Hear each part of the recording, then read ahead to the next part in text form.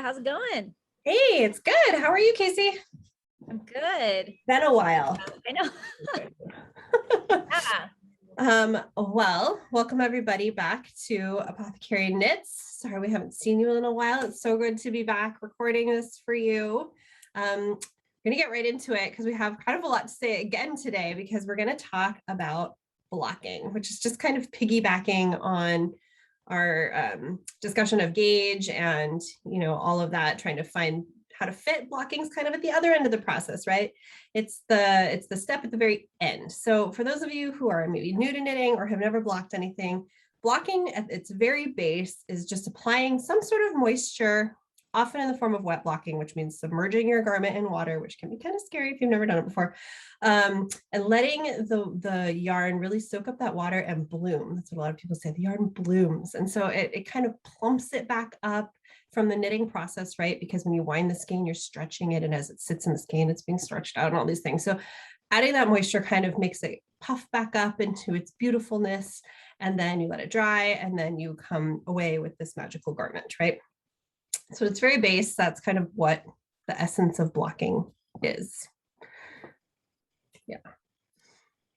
Yeah. So who are the type of people that block? Probably someone who is not new to knitting. I think when you first start out knitting, you're just learning the basics, and you're testing out your skills, making, basic scarves.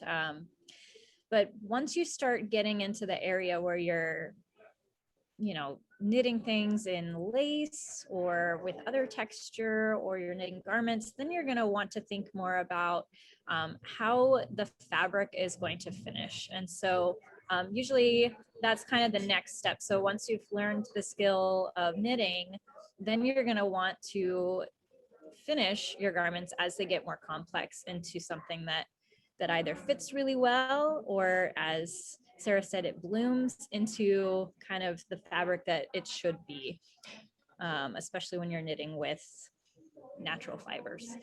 So if you're knitting with lace, for example, why would you want to block? Well, if you've ever knit with lace, it kind of like bunches up. It kind of seems like one big, like kind of tangled net almost, if you're knitting really, really fine lace.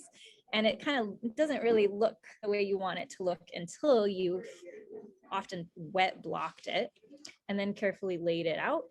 And then that eases out the tension in the yarn, and then it just kind of lays flat, and you have this really nice, soft gossamer fabric if you're knitting with really fine lace weight yarn, for example. And then, so it's not just about the wet blocking process, but there's also shaping involved too with lace. So you might use tools. We're going to talk about tools in a second, but tools to pin maybe the lace a certain way so that the details of the lace really show. I feel like sometimes you can't even see the lace pattern until you've blocked it, because like you said, it's all bunched up after you've knit it with all those yarn overs and things, and it's like, and then when you block it, it finally lays out and you're like, oh, there's the leaf pattern or whatever it was supposed to be. So I know people who've been really frustrated with lace, like, oh, it doesn't look like it's supposed to in the pattern. And I'm always like, have you blocked it yet? They're like, oh no. I'm like, just wait, just give it a minute. Like, just it's gonna settle down. So I think lace is a really important place where blocking, I mean, it's not the only place we see blocking, of course, come into play, but I think it's a key part of being successful with your lace knits. Yeah, totally.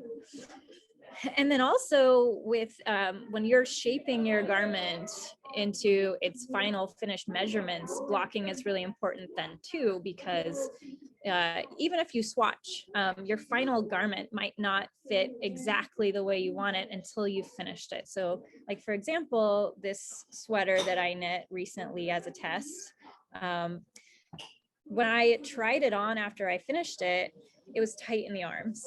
And I actually steam blocked it first to see, okay, this is fingering weight yarn. Do I really want to get rough with it, or should I try just steaming it first? And I tried that, and it was still tight in the arms.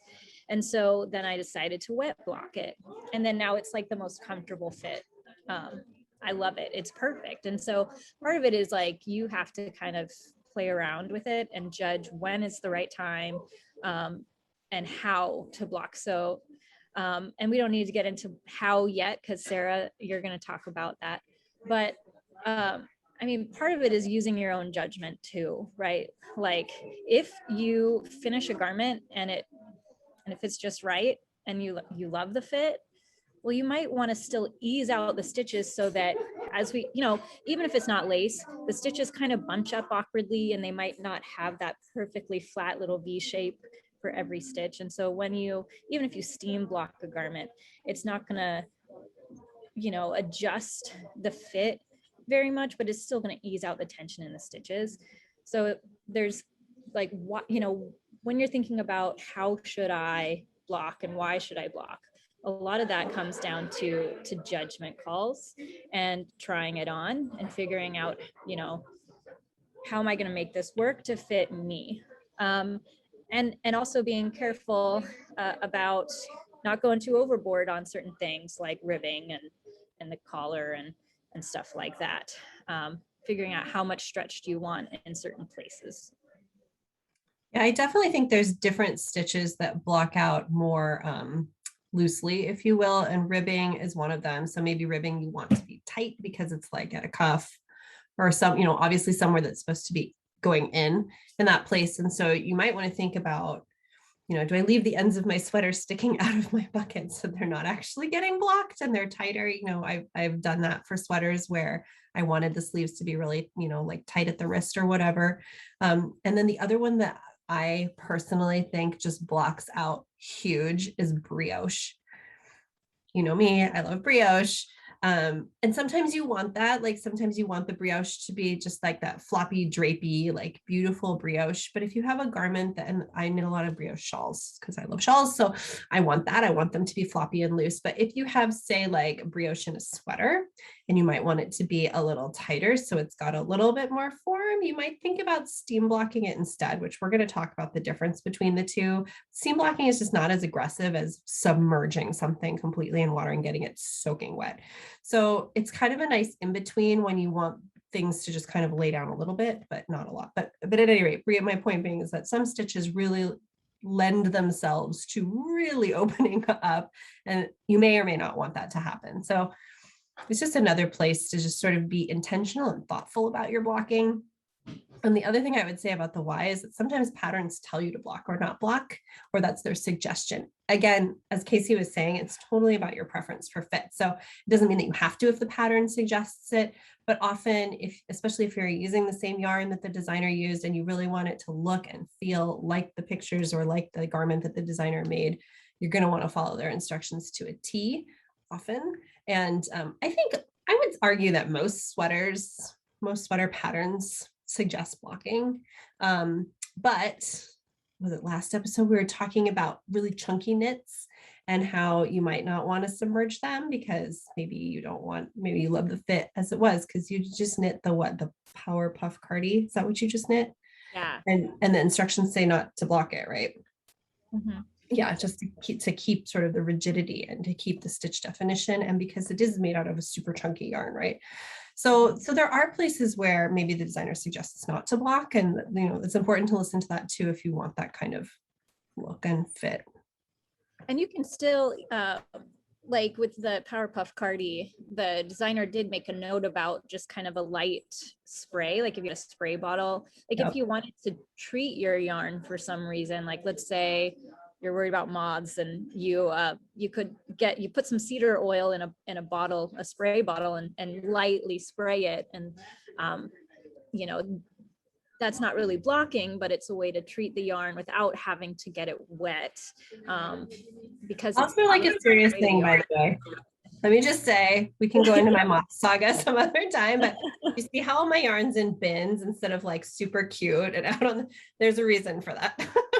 So moths are like a serious deal. We're not friends. It's too soon. Too soon to talk about the moth saga. One day, one episode. I know. Check your yarn for moths, guys, every single year. Do it. Like check your stash, and hopefully you're going through your stash all the time because moths don't like that. So let me just tell you, you don't want moths in your favorite stash. Okay, let's talk a little bit about how you block or whatever, because that will give, I think, some depth to what we're doing. So there's kind of, I would argue there's two major ways of blocking, which is sort of steam blocking and wet blocking. Those are kind of the two most popular ways. There is a third way that isn't as popularized, which is to pin something out and then spray it down with a spray bottle. This is kind of the in-between sort of thing that you can do. But let's talk about wet blocking, because that's, I think, what the majority of people do to sort of finish their garments, or the majority of garments call for being wet blocked. So wet block literally is submerging your garment in water. So it's not fancy water. You don't have to get like ionized water or distilled water or anything. It's like water out of your tap. Most people say tap cold, like, whatever the cold setting is on your tap is good. The reason you don't want to do super hot water is for felting, which is where the fibers mesh themselves together. So felting usually comes as a combination of being at a hot temperature and being wiggled around a lot.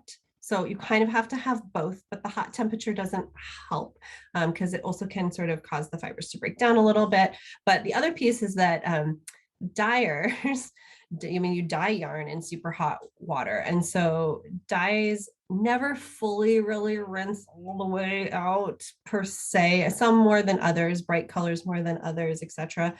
So if you are, say you have like a beautiful white sweater that's got like some bright pink color work, or like super dark color work, and you put that in hot water, there might be some bleed onto your lighter color. So that is totally possible. So some basic reasons why people don't use hot water. I have to admit that I usually block in warm water. I don't know. What do you do, Kate? Do you use cold? I've actually heard that if the temperature in your house or whatever is fairly warm, the garment's like warm, and then if you put it in ice cold water, then actually it's more about the wool in like shifting temperatures too quickly. That's like bad for it. So if you're in a nice warm cozy house and you've been knitting and that's the temperature of the garment, then I would put it in like a tepid or like lukewarm water, right, to kind of mimic what it's comfortable in. So I usually do the same. It's like warm-ish, and usually by the time I pull it out to squish the water out, it's kind of cooled down a little bit anyway. And so that's what I do. There's always a little tiny bit of pigment that kind of bleeds out, but it's not too bad because I don't do it really hot. So that's good. Yeah. I mean, definitely not ice cold either. So the two extremes are not good. So, and a lot of people say tap cold, just like whatever your tap is running. But I mean, I agree. I personally think more like lukewarm or even a little warm is just my personal preference for what I put my garment in. It sounds like sort of Casey's preference too, but everyone does it a little differently. Die hard, like by the book blockers are like, warm water? No, so you gotta take it with me. But at any rate, I just have like a dish tub that is, no dishes have ever touched it. Like it's specifically for blocking. I pull it out, I stick the garment in there, I get the water the temperature I want, I pour the water over top. Sometimes I am smart and I remember to put in wool wash, but it's not necessary. It is just kind of nice. If you've never blocked a garment before, wool has a very specific smell that comes out with it. And some people love that smell and it makes them feel all warm and cozy. And some people are like, what? Like my husband, I can't stand that smell. So you can put in a little wool wash. Sometimes it's just nice too, to sort of wash up the fibers in case, anything was sort of left on there from the dye process or whatever. So this is just one of many. This one is soak wash. I think this one is scentless, but they have like lavender and a few other types. There's many different kinds of wool wash. Your local yarn shop will definitely have one, or if they don't, they'll have a recommendation for sure. There are also wool wash bars, like bars where you can like scrub a little into your water and kind of make it, like that. So it's just another additive that's an option. I didn't use it for a long time. And as you can see, I've had this for a long time and it's only down to here. So I often just, to be honest, I'm often like rush blocking stuff because I test knit so much. So I'm just like throwing it in the dish pan and like throwing the water on it and just like walking away. So Once I get it in the pan itself, you'll see it's light, right? It kind of bubbles up to the top. So I like to sort of squeeze it down and squish it so that the water really soaks in. If you have a garment that's bubbling up to the top, because you do want it to be completely submerged, you can put some sort of weight on top of it if you want to. This can be as simple as like clean stones. I mean, it can be just literally anything to just weight the garment down so that it's fully under the water. As it absorbs more and more water, it will sink further and further down into the water. So if you check on it periodically, you can sort of make it go all the way under the water, but you want it to be submerged as equally as possible so that it's like soaking up an equal amount of water.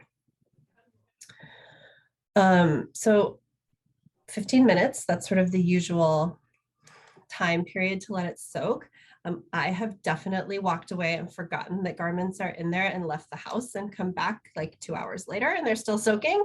I mean, just like anything else, it's going to have a maximum saturation, but I personally think time kind of depends on how intensely you want to block it. So if you're like, oh, I really want to wet block this as opposed to my other options, but I don't want it to be too much, like you might just want to dip it for like 5 minutes, 8 minutes, just kind of chuck it out and then take it out really quickly, right? Whereas if it's something that you know you're going to fully want to be blocked, then I mean, 15, 20 minutes, a half hour, an hour if you forget, like it's not gonna, I mean, if you left it for like days, then you're probably pushing it. But you know, I mean, if you walked away and forgot about it for 45 minutes, it's not going to be the end of the world for your garment.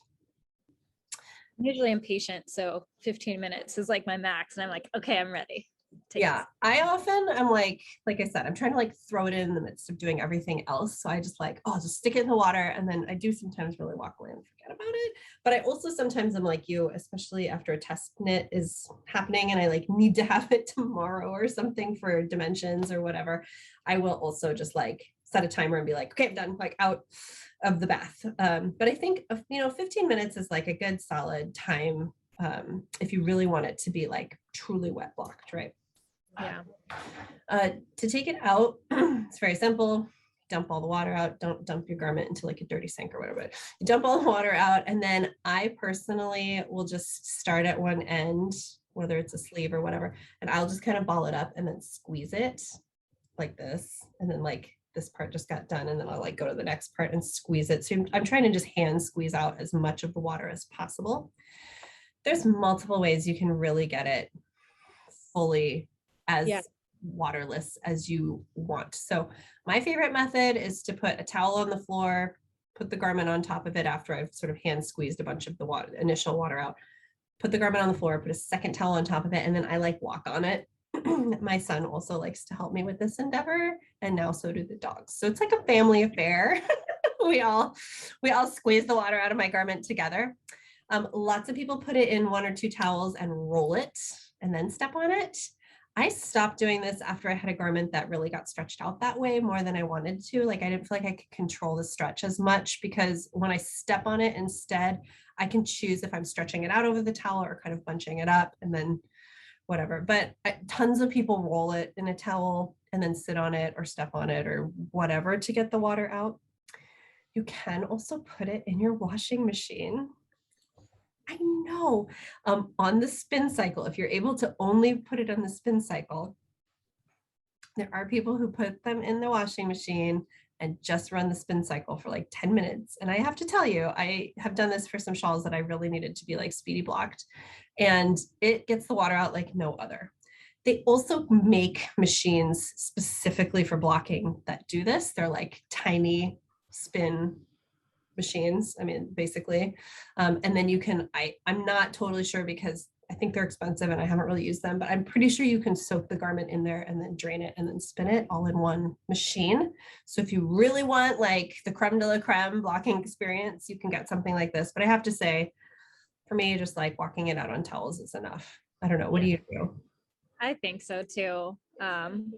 Although I have a wood stove in my house, so the temperature does make it dry quickly. So I usually do exactly what you're the one who taught me that sandwich trick. And I love it. It's really fun to kind of watch the water bleed through the towels. And then that's where when you know that it's good, it's soaked up enough of it. Totally. I feel like too, oh, I was gonna say for us at our house, like me and Oscar, we have like a little, what's my son? We have like a little routine where we get like on opposite sides and we just like shuffle our feet like in a circle, and he usually sings some like cute little song while we're doing it. So it's like a thing. Yeah, it's like our little blocking ritual. It's nice. That's adorable. What were you gonna say? I was gonna say, so my method of like pulling it out of the tub is I kind of lump it into a ball, and I just squeeze from the outside in. But the key is don't wring it. So that's something that if you don't know not to do it, then that could like really stretch out one part, like especially like sleeves and cuffs and ribbing. That wringing is really kind of too much for a garment. So I'd like do the kind of squish the ball from the inside out, kind of like if I had the garment in the sink, and because I don't use a tub, I use like the bathroom sink, and I'll just scrub it out to make sure it's clean. But then I just use the drain and I lump it into a ball, and kind of like you're kneading a ball of dough if you're making bread, just kind of push, maybe I'll use pressure and push out the water from the inside out. Yeah.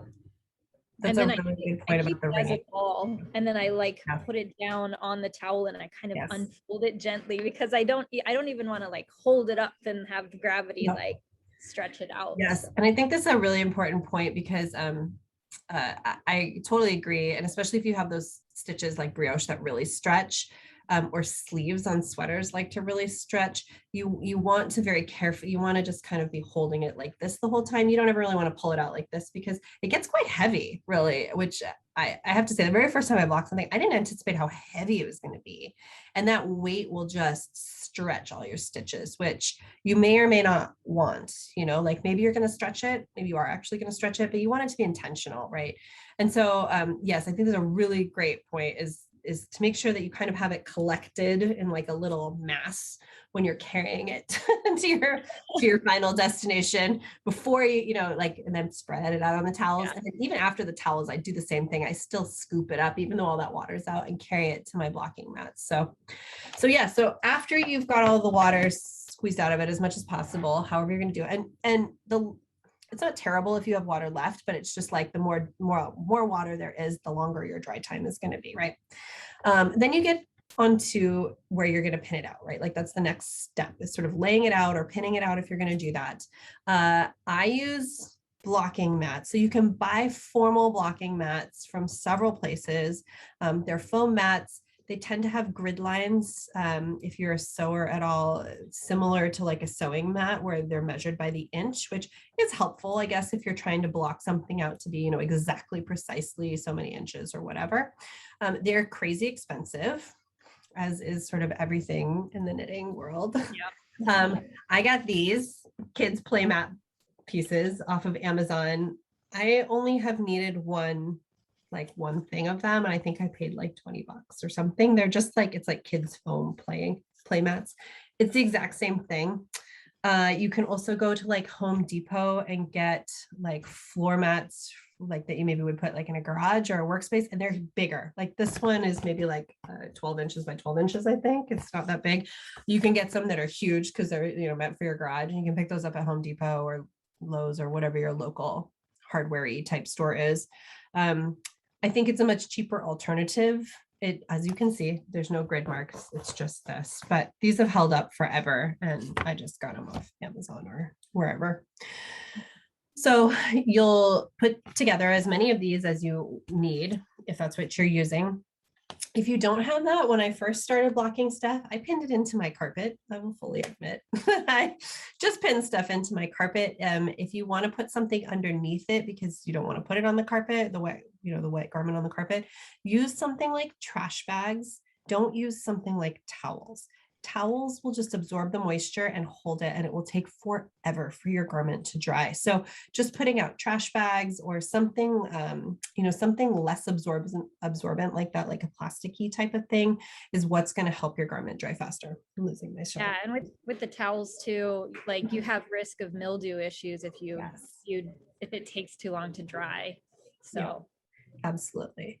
So I recommend, not that, not something absorbent. So last thing you need is for your garment to smell like mold after you spent all that time working on it. So then there's a lot of options. Kind of, this is the part where you really get to play with fits and with kind of how you want it to work. So the yarn itself is going to bloom all on its own, and it is going to plump up and it is going to change size, some more than others. So superwash yarns tend to get bigger, like drapier, more than non-superwash yarns. That's not an absolute, but that just tends to be what happens.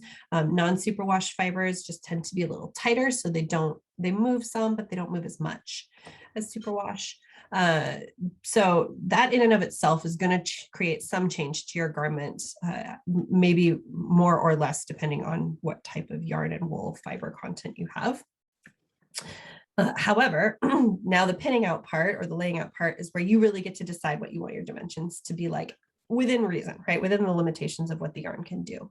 So there's lots of tools to help you do this. If you like the size of the garment the way it is, and you just kind of wanted to like do a quick wet block and just lay it out, you can just lay it out. Like you don't have to pin or do anything to it. You could just lay your sweater out.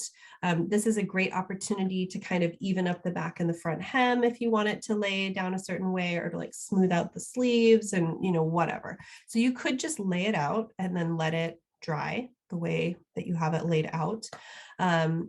As it dries, most yarns will sort of come back a little bit. When I first started blocking, I don't know where I read it or heard it, but somebody said, you know, you can expect 1 inch to 1/2 inch. That seems like kind of a lot for some yarns, but I would say, you know, a 1/4 inch to 1/2 inch difference is not uncommon of shrinkage after it kind of dries back out. So that also can help you inform you while you're pinning it, because even if you pin it really aggressively, it's still going to come back some, right? Because especially if you pin it aggressively, because you're really pulling on it, and when you release it, it's going to shrink back some. That might be more like 1 inch to 1/2 inch. If you aren't just going to lay it out, if you've decided I need the torso to be longer, that's often me, where I'm like, I'll make the crop version. And then I'm like, oh, it's too cropped. And I want to make the sweater longer.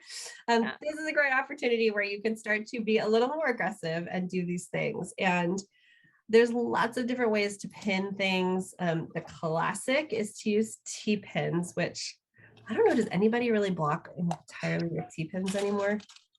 I feel like they're more for like lace and stuff if you want the little pointy edges and stuff. Yes, totally. So T-pins look like this. They're literally a T-pin. You can get them at sewing shops, or your local yarn shop as well will probably have them. So back in the day, people used to like pin the whole thing, and it's like a lot of work and a lot of pins. Casey's right. If you have something like a lot of Stephen West's patterns have like pointed edges to the shawls and things like that, this is how you would accomplish it, right? With T-pins. So you would pin like a pin in the middle of the curve, and then where you want that point to be pulled out, which is probably already knitted in, you're going to pin it out, right? And then you're going to pin to the next curve, and then you're going to pin the next one out. So this is how you accomplish sort of that smaller detail work. If you have things like that, you can pin out an entire garment like this, but it takes a while. I select a lot of pins. This is what I use. Is it really gonna, it's backwards, right? No, Can you read it forwards? It looks backwards on my screen to me. Oh yeah, it looks right on my end. Okay, good. This is the Knitter's Pride makes these knit blockers. These are the rainbow ones. I also have a set that's not rainbow. The rainbow ones are just so pretty now. But these are fun because it's like having a bunch of pins in one place, and you get a bunch of these, and you get a bunch of little guys.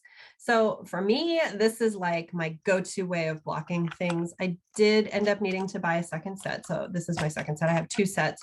And sometimes, I mean, I make a lot of shawls, and shawls are really long sometimes. So I actually kind of think I need a 3rd set if I really am invested in, you know, blocking them like this, where it's end to end. I don't always do that. Sometimes I'll just block, you know, part, and then I can go a little ways and put the second one in. So that's why I only have 2 sets right now. But recently I had a shawl, not this one, that I did want to block end to end, and I obviously didn't have enough of them. So these I think are kind of, I don't know, do you have these?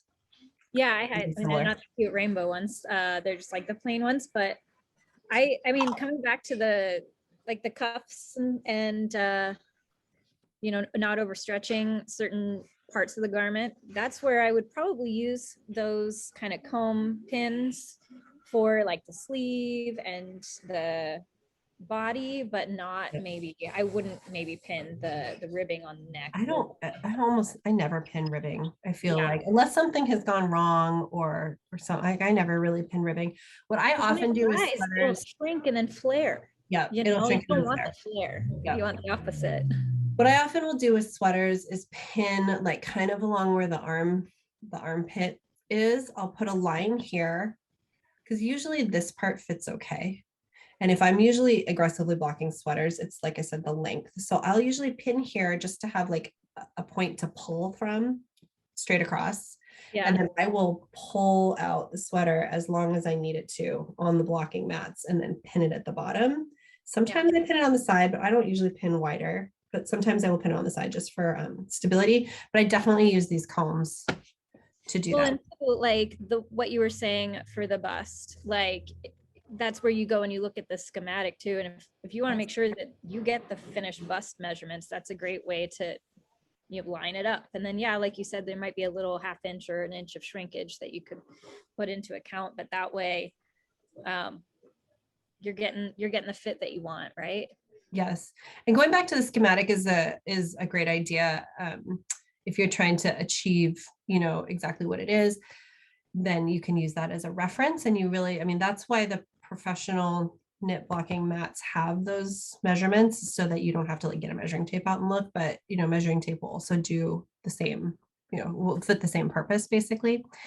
So that is like a great way to sort of make sure you're really getting measurements. Same with shawls. Shawls are a little finickier in that you don't always have a lot of give, or sometimes the shawl's just too long and then you're not going to be able to fix that necessarily. But I find with shawl blocking, you're making a lot of edges straight. Like you're just trying to make it straight, especially if you have a section that's brioche, which as I mentioned, wet blocks floppier. You might have to be sort of like not blocking that part so aggressively, or blocking, the garter part or the part that's not brioche a little more aggressively to try and get it to line up. But with shawls, you're trying to get the shape to be straight unless you have some sort of edging, in which case you're using the T-pins to kind of get the lace piece into shape. Now, do you use the wires for shawls? So I was just going to say, okay, you can get wires. So you can, so I often use these. If it's just a super simple straight edge like this, I blocked with these because it's just honestly way faster and easier. They do make wires. So wires literally are what they said. This set comes with a thicker, I don't even know if you can see the difference, but it comes with a thicker wire and a thinner wire. I don't even know if you can tell. The thinner one's going to be more for like fingering weight. This is going to be more for like worsted or bulky weight, heavier weight. And the idea, this would have actually been easy to block because it has an I-cord edge. So I-cord edge and wires is great because you can just thread the wire right in the middle of the I-cord edge. And then this might be a place where you do use T-pins because now you have this wire creating like a line for you. And then you could just use a few T-pins to kind of hold the whole wired edge out to where you are. I will say if you don't have something simple like an I-cord edge, wires are kind of a pain to put on because you really need to be kind of threading it evenly through the stitches, because otherwise you will have, as you can imagine, a wire with some stitches that are sort of attached to it, if you will, and some that are dropping because you didn't thread it all the way through. So wires can be great for shawls, but they also can be a total pain. They can also be good for hems, like if you want the hem of your sweater to be at a certain place, because, even though the wires are long, it doesn't mean you have to, you could thread your sweater that's only this long on a wire if you wanted to, and you could do the front and the back and then pin them together so that they're like in the equal plane. Wires can be helpful. I definitely have used them. I use them mostly for shawls, but I use these way more, I would say. Me too.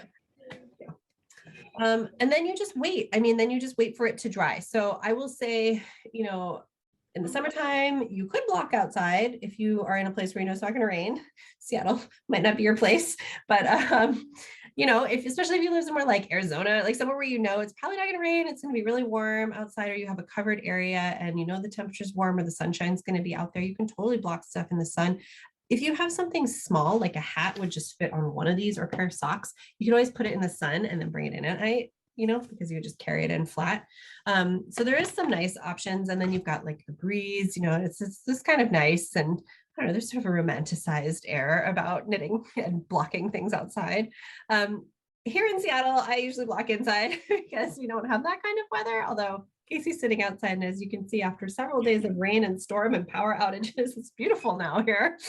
Welcome to Seattle weather in October. But I block actually in this room usually, which is perfect because I can close the door and there's a heat vent in here. And so this room gets by itself very, very warm. So things dry pretty quickly. If you want something to really dry fast, you can always put a fan on it, which I know sounds silly, but like if you're really in a hurry, it works, it helps, right? So you're just waiting for it to dry. So anything that you can do to kind of get it to dry is going to speed up the process. I would say generally speaking, it should take a day or two. If it's really cold or you don't have good ventilation, it might take slightly longer. If you have a really dense wool or something that's more bulky weight that will soak up more water, you might have a little bit longer. Fingering weight's going to take a little less time because it's, lighter, thinner, doesn't soak up as much water. So you can kind of play with it there. Where do you block? Do you block outside? I have blocked, I think, a little bit outside in the summer, but usually it's in the living room by the wood stove because that heat is just really dry, hot heat. So, and I know this is bad form, so don't do what I do, but I'll put it on the blocking mat and I'll pin it up and everything. But if I lay it flat near the wood stove, my cat is going to come on it and like rub all over it and claw at it. And so I've learned to pin it up really, really well so that there's no like drooping or slouching. And I'll like pop it up. What? Yes, vertical up against the chair, like near the heat source, and it'll dry in like 2 or 3 hours. Wow. And I mean, that's if I get the wood stove going and then I can just like wear it the next day but I know that that's like, you're supposed to lay it flat. You are supposed to lay it flat, so don't listen to Casey. So for any designers that watch this, and like if I test for you, hopefully you don't see this because you'll be mad. I don't know. No, I think if it's going to dry in 2 or 3 hours, that's not enough time for gravity to really do anything if you put it up and down. So I think that makes sense. Yeah. I don't know that I would feel comfortable leaving it for like a day like that. Well, I think it depends on the fiber too. Like if a fingering weight cropped sweater is probably fine.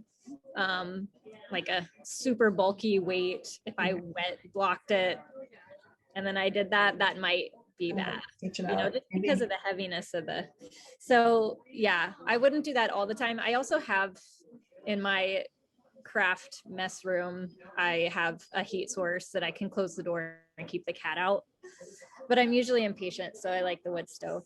Yeah, I hear you. Impatient. But I will say, I mean, it takes time, but it's totally worth it. Like, I feel like there's a lot of garments that look and fit, especially sweaters, like totally different after you've blocked them. So just really quickly, so that's wet blocking. That's the majority of the blocking that you're going to do. Very quickly, you can also steam block, which is exactly what it sounds like. It's literally steam blocking something. So you can pin it out if you want it to be pinned out at a certain place, or if you just want to lay it out, you can do that. There's different methods of steam blocking, but most people use an iron or a steamer. Like if you have a garment steamer, that will work. But you're literally just applying the steam to the garment. So you're not like touching the iron to the wool necessarily, but you're just like doing the steam, or you can spray it down and then put hot iron, like not on top of it, but close to it so that it's creating steam. Either way will work. Steam blocking is much more gentle. So it can be a way to freshen up garments that maybe have already been wet blocked if you don't want to do it. So that's a nice way to do that. Or if you just have something where you like the fit and you just want the stitches to lay down a little better, to just have like a little kiss of that blocking feel, if you will, you might choose to steam block it. A garment steamer is really awesome for this. You can invest in one fairly cheaply, like a travel steamer. I think you can get for like $15 or $20. And they work great. I have one, but it's kind of a piece of crap. It like turns itself off quickly, but it's the handheld one that needs to stay vertical. But I've seen like one of the designers on that I know, Cozy Crafting, she has a steamer that you can use horizontally so you can keep the garment flat. And I need to know where she got that, because that's genius. And it's actually way better than if I'm steaming mine vertically, I have to have it on a hanger. Yeah. Right. Otherwise I can't do it, so otherwise They definitely make them where you can do it vertically, so you can, or I mean, horizontally, so that it's laid flat. And those, I mean, if you're going to get a steamer out there, that's the one to get, is if you can get that one. I think it's easier. I don't steam block a ton. I have steam block, like sometimes I have shawls or things that maybe have like an edge that's rolling up, and I will try and just steam block it down, because I can be a little more specific, that like I just want, and I can apply a little bit of heat with the steam block, which will also sometimes help to get it to lay down, just like ironing would. But I don't steam block a ton. Sometimes I've done it a little bit to refresh garments here and there. The other way that you can block, if you also just want a gentle block, but you do want something kind of in between a wet block and not really maybe as much as a steaming block or whatever, is you can pin something out or lay it out where you want it to, and then take a water bottle that just has water in it and literally just spritz it like until it's sort of not soaked, but like wet. And then you can sort of smooth it out, and then you can let that dry on your drying mats or your trash bags or whatever you're putting it on. It's definitely, I would say, even less of a blocking than steaming, but sometimes that's also nice for a refresh, or if you just have something that doesn't really need much, but maybe just needs a tiny bit, you can do something like that as well. So there's sort of the variation. I would say the majority of what people end up doing is wet blocking garments. Yeah. And I know I said this earlier, but that's a great way to treat your garment. Like if you're worried about moths and stuff, you could just spray a little cedar oil blend on there, or that way it's a refresh without having to go through the whole blocking process again. And I'll admit, I wear once I blocked it, I'll wear the same thing like, I don't know, 5 to 10 times. Like, it's wool, it gets sticky, I know, but like nobody wants to wash wool because it's so annoying to wash. Yeah. But I think that's probably true. I mean, I think most people block their garments and then wear sweaters over again for a while. And that's why moths like them so much, is because they'll eat your clean wool, but they really like wool that's been worn, So it isn't a bad idea at all to put like a little drop of cedar oil in there and spritz stuff down, especially if you're going to store it for some period of time as well. That's like a whole nother conversation. I will talk your ear off about making sure you moth-proof everything. Yeah. So I don't know. I mean, I think that was kind of a lot to cover, just sort of the basics of blocking. I did want to say one more thing. On sweaters, sometimes if you lay your sweaters really flat, you can get a crease in the arm, which can be really annoying. So I know there are people who like stuff plastic bags, like plastic grocery bags up there to puff out the sleeves so that they don't necessarily really get stretched out, but they also aren't laying flat. So that's one technique that you could do. I usually block them kind of flat and then go in and sort of turn them and like lay them flat the other way, kind of after a few hours, or if I've had it overnight and it's not dry, I just change it just so that it's not only laying in one dimension. But this also could be a place where maybe you steam block it, just the shoulder crease out after.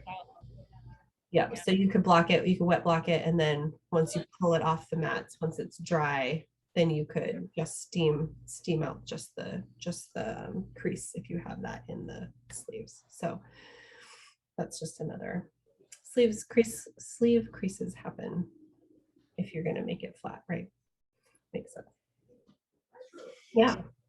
One way to make it easier on you when you're at the finishing stage of your knitwear process is make sure you swatch. I know we've talked about this. We had a whole episode on gauge, but it's going to be a lot harder to get the fit that you want when you're at the finishing stage. If you don't really have a kind of big picture idea of your stitch gauge, and so it'll help you in the end figure out how much blocking you want to do. If you've swatched, it's no fun to swatch, and then you have to block your swatch too. Yes, right? which we said, but we'll just reiterate it again. Like you want to treat your swatch the way that you're going to treat your final garment. So if you're not going to block your final garment, then don't block your swatch. If you are going to block your final garment, then you have to make sure you block your swatch, which is a total pain, I know, but it's helpful. And I will say swatches tend to dry really fast because they're small. They do. Yeah, so it's not that horrendous. That shrinkage at the end, like you can test all of that too with the swatch, right? So you knit your swatch, and then before blocking, measure your gauge before blocking, then block the swatch, then measure it when you squeeze out the water and you lay it flat but it's still wet, then see what your gauge is then, and then when it's dry, check your gauge again, and then you can kind of see. It's kind of like that experiment before the real deal. See how the whole process works. Absolutely. And I think, we didn't really talk about color work swatching, but it's a chance for you to check out your color work as well. So a lot of times color work sweaters are in stockinette because it's easy to do color work in stockinette. And so they tell you to just make a stockinette swatch in your main color. But to be honest, if you take a little piece of the chart and you kind of knit your swatch with a chunk of the chart in and where you can see the colors, it gives you like a little preview of if you like those colors. Maybe you want to swap color number 2 for something else because it doesn't work the way you thought it would, etc. And it's nice to just sort of see that before you're like, halfway into your yoke and deciding like, I actually don't love this. And then you're at that point where you're like, do I rip it back or do I just do it and not love it? It's a hard choice to be there, but you can always swatch color work as well. So it's a smart idea. Well, and color work's another thing, like lace or textures. That's another thing that kind of looks a little wonky when you've knitted up. The tension's going to be kind of weird with color work, but then when you block it, it looks so nice. It just is out. Yeah. So very true. So there's our little quick intro, not so quick intro on blocking. If you have other blocking questions, we'd love to hear them. So drop them in the comments below, or if you have tips or tricks or techniques that you love to do with blocking, we'd like to hear those too. Drop them below or hit us up on Instagram, either way. And we'd love to hear about your blocking experiences and adventures. Quickly, should we do a little finished object show and tell? Yeah. You go first. Sure. So this is the Prismatic sweater by Wollon Pine Designs, and I love it so much. Got to test it. Selena Shepard, who's one of the two, the dynamic duo design team, she actually provided yarn support from her stash. I love the colors. It's beautiful. It's like my favorite knit, and I could be promoting my own design. I was going to show that off, but I was like, honestly, I feel cuter in this one today. The fit is like so good. It's such a good fit. And I just finished the pink fizz pullover. Yes. It's so comfy because it's mohair and it's really baggy, but it's baggy and it's cute in its own way. But I was like, Wollon Pine Designs really does intentionally work on making sure that the fit is just right. And I just love the fit of this. And what weight is it? Fingering weight, you said? It's fingering weight, but I kind of cropped it so the length is a bit shorter than recommended, but I did full length in the sleeves. Nice. Do you remember what yarns you used? This is Sugar Plum Circus in Forbidden Forest, which is like one of my favorite colorways from her. So good. It's like the lighting in the screen doesn't do it justice. It's like this emerald. No, it's so good. Like gem green. And then I don't remember the colorway of this like light green variegated color. It's pretty. Which is bad, but it was actually in a skein that was not labeled, so I don't know. This golden green is Primrose Yarn Co. And I forget the name of the colorway. Pretty. But it's kind of a weird name. It didn't really, I don't think it really fit the color, so that's why I can't remember. But definitely this emerald green really is what's the winner here. Forbidden Forest is like one of my most favorite colors of hers, and we all know a lot of her colors. I have it actually in my Serrana shawl, which is still a work in progress. So no surprise there. But yeah, it's a good one. I'll say too, Woolon Pine Designs, they always have like fit videos. Well, Yes. recently with their latest designs. So like you go into it and if you watch the video, you have kind of a general understanding of how to modify it to fit like any body type and make it your own. And so that's something I really appreciate about them and their designs. I love that. I have to say, I think one of the things that newer knitters or even newer garment knitters, like if you've been knitting a long time and haven't made a lot of sweaters, maybe don't realize when they look at people who are like make sweaters and they fit great every time, is that a lot of times those people who are knitting those sweaters that fit so great because they've been knitting for a long time or knitting sweaters for a long time, they know exactly their body dimensions, which I think is really important. So if you get a great fitting sweater like the Prismatic, like you can, just tape measure out like what are those dimensions, what's the yoke depth, what's the arm, the arm sleeve, the sleeve circumference, what's the chest circumference, etc. And you can write them down, like if you have like a knitting notebook. I have like 2 different knitting notebooks, but you can write them down. And then when you get good at pattern manipulation, which we kind of talked about a little bit last time, you can really start to be like, okay, this sweater has a chest size that I like, but the size up actually has the sleeve size that I know fits me better. And you can kind of like piece together different pieces of patterns. And then that's what ends up happening. And that's why those, people who make sweaters for themselves all the time, that's why it ends up fitting them so great. And sometimes you do come across a pattern where it just like checks all the boxes for you. And as a tester, you're not doing that so much because you're trying to test the pattern as it is. But as somebody who's just making sweater for yourself or for somebody else, et cetera, and you know their measurements, that's really a key piece that I think early knitters don't realize or think about because they're, and rightfully so, just like focusing on trying to figure out how to put a sweater pattern together. But as you grow as a knitter, it's just something to think about when you do finally catch that one sweater that fits so great, or that one whatever that fits so great, to just be like, oh, let me deconstruct what this pattern's telling me and how it fits. And then you can translate that forward as you move to other patterns. So just thought of that as you were talking. Also, I'll show this really quickly. Yeah. This is the new Inclinations shawl by Andrea Mowry of Drea Renee Knits. It's so beautiful. I had the profound privilege of testing for her. And it is amazing because I don't know if you can see the texture, but it's half Fisherman's rib, which looks like this. I don't know. Can you see the ribbing kind of in it? But then the backside also is interesting. So it's just got a little different texture. It's not really a ribbing. It's kind of an interesting texture that's left behind when you do this stitch.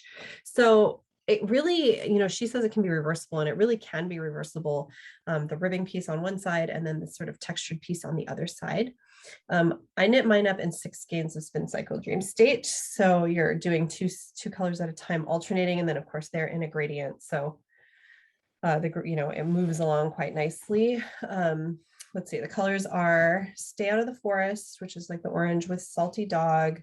And then it moved into Castaway with Ruination, which is the more green. And then the final one was Mississippi Marsala, which has the browns with the Family Jewels, which is like the blue orange. So I went to Tolt and just like pulled from their giant wall of Dream State to sort of put things together. And then I went home and looked at the pattern and realized that I had picked 4 of the same colors that were in the original sample. I was like, oh, this colors just must go really well together. Yeah, so I've been wearing it like nonstop basically since I finished it. I like to, bandana scarf it where I didn't tuck it underneath, or I didn't tie it earlier, but usually I just sort of tie it off to the side and knot so that it doesn't come off, and then kind of tuck that up in there. So I like to bandana scarf it a little bit like this. But yeah, I've been wearing it nonstop. Lots of comments on it. The texture and the color is just so good. If you haven't checked out the project page yet, or the test knitters on Andrea's Instagram, which I don't know if they'll still be up, but the project page has all her testers, and she requested, I mean, this pattern is so malleable. So I used up like every inch of the skein until I didn't have enough to go back across. So you really can customize it. Like it could be bigger than this if you wanted it to be. It could be smaller than this if you wanted it to be. We had somebody when we talked about shawls who was asking about how to modify patterns and make them a little bit smaller. This is a great one for that because you literally are starting and stopping the colors kind of whenever you want and then binding off whenever you feel like it. So you really can get a sense for like, oh, this is big enough for me. And I can just, bind off now. Has an I-cord, 2-color I-cord bind off. All of the edging is I-cord, which is really a beautiful way to finish a shawl. And it's so squishy. It's got good texture. But what I was gonna say about the other testers is that the other thing you can really customize is how you do the colors. So you could just do it out of one beautiful color. You could do it out of one color of Spin Cycle or something similar that had a gradient. That would be really pretty. Or like one of the testers did 3 skeins of Spin Cycle and a solid, and it was 3 skeins of the same Spin Cycle. I think she did Rusted Rainbow and like a solid. And so that was beautiful because you just kind of had the gradient, but it was like sort of broken up gradient. It was like really beautiful. There's somebody who did 3 colors of Spin Cycle and they did the 2 of the same color together. So it was like 1, 2, 3. But really the possibilities for this are endless. Dream State's a light worsted weight. So it's a worsted weight. So it knits up very quickly. And it's really relaxing. Half Fisherman's Rib is very easy. It's basically like a take on Knit One Purl One. So you have the front side, which is the ribbing, is basically like Knit One Purl One with a little twist to it all the way across. And then you have like a whole row of garter in the back. So it's a very relaxing shawl. It's very easy pattern to memorize. So it's a great one to take, to somewhere where you're going to sit or to watch TV and knit or whatever you're going to do. But it's a really great one to just, I want to say mindlessly knit, because I don't think I ever truly mindlessly knit, but it's like, it's one where you're not like looking at a chart and like trying to figure out the lace pattern, trying to figure out the increases or whatever. It's just a really awesome pattern. And I like already want to make another one. But shawl addict. Totally shawl addict. But specifically this one, I mean, I feel like I make a lot of shawls and I love every single one, but I feel like it's rare when I make a pattern of any kind and I'm like, I want to make that again, like it was so fun to make, and I can imagine a new color scheme for it, like so different. I want to make it with Do You Knit's Unicorn Spin Cycle, which is like, I heard about that one. Yeah, I want to make it with the unicorn and like a solid. I haven't figured out what the solid is yet, but I really loved that test knit that was the Rusted Rainbow with a solid. It was so good. I think they used Blue Sky Fibers. But at any rate, it just was so beautiful. It really showcased the Spin Cycle beautifully. Not that this doesn't, but you've got 2 gradients together. So it's a different way of showing it off. But it was so lovely. So like, I really want to make one like that now, but brighter. Like Unicorn's very bright pink. So yeah. So good. Anyway, this is my finished object of late, and I've just been like cozying into it all fall. So I love it. I know I had lots of people asking me about it, and like now I get to talk about it, so that's good. So yeah, that's like, it just was published pretty recently. Yes, well, relative to when we're recording this, I think it was just released. It was just released like 5 days ago or something. It's very, very, very recent. So yeah, so you should all go check it out. It's a good pattern. It's a good shawl pattern for beginning shawl makers, because it is so straightforward, and it's a great way to use up like your scraps. It would be a good scrap buster pattern because, like I said, you just kind of knit until you want to add the next color, and like there's no rules. It's like a fun one to play with, So yeah. All right. Well, my friend, until next time, I think. Next time. Yeah, we have nice to chat. Stash acquisitions we'll show you next time, and we have plenty of whips, and we'll be back. So many whips, you guys. I know.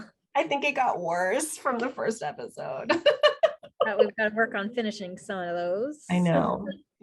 I did the Ravelry challenge, that you can like do on your project page or whatever. And I challenged myself to finish like 15 things. And I think I have I think I have to focus on finishing some whips because I don't think I can start enough new projects to make up 15. I looked the other day, I think I'm at like 8 finishes, which is like not enough, not even close. Yeah, I did a challenge too. My issue is just like keeping up with like posting projects on Ravelry. Yeah. But I'll get there. I'll get there. You can like December 31st, you can like enter all of them in and then you'll finish the challenge. Mm-hmm. Yeah. Well, thank you everybody so much for spending this time with us. If you have any questions or you want to reach out in any way, you can always drop a comment below. You can also find us at our Instagram, which is at Apothecary Knits. And yeah, make sure you click subscribe so that you don't miss any of our upcoming videos. And hopefully we'll see you back here again soon. Happy knitting. Happy knitting. See you next time. Okay. Bye. Bye.